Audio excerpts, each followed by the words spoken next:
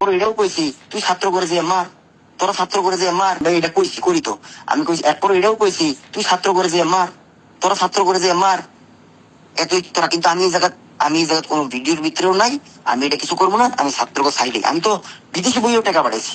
আমারে কয় কি জামাত দেখছি শিবির গ্রুপের মতো আমি ইয়া টাকা দিছে, দিছি।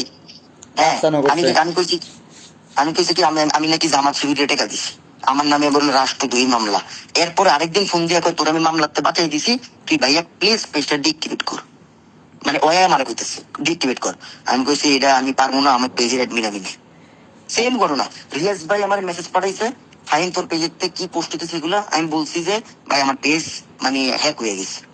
মানে আমি অন্য দফায় রাজি না, আমি আমার পেজের থেকে পোস্ট কাটি। নাইলে পেজের ভিতরে যে পোস্ট এক এক স্ট্যাটাসের 2.5 লাখ 3 লাখ, ওই যে সময় আমি ডোনেট করবো কইছি 1 লাখ মেসেজ আইছে। আমি কিছু মানে যতটুকু আমার যে এভিডেন্স ছিল আমি দিয়া আমি মেসেজ